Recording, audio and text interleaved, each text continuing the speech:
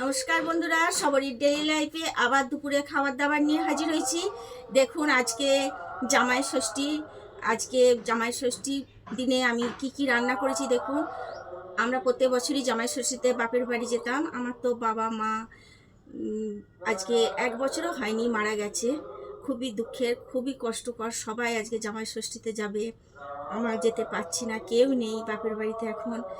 তো আমি সেই জন্যে উপলক্ষে ছেলে মেয়েদের আনন্দ খুশি করার জন্য আজকে আমি এই রান্না আমি করেছি। দেখুন কি রান্না করেছি আপনাদিকে দেখাচ্ছি।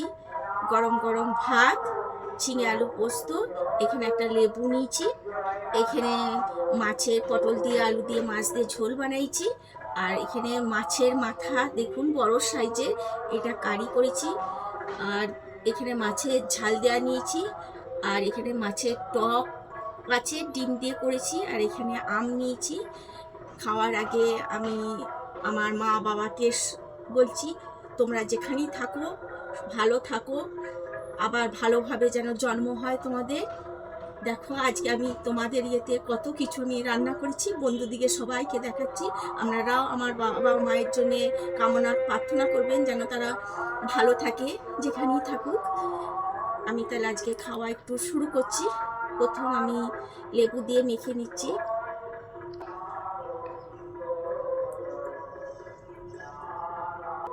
মাছের ঝোল দিচ্ছি, পোস্ত দিয়ে মেখে নিচ্ছি।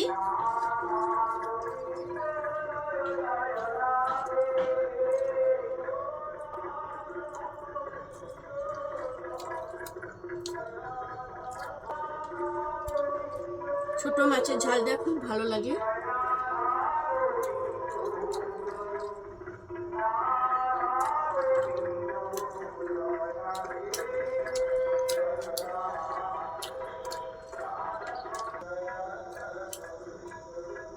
মাছের ডিমের টক খুব মুখরোচক,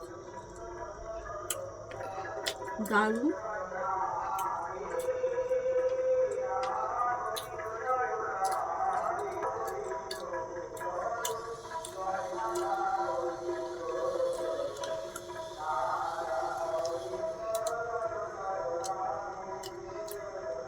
দারুণ।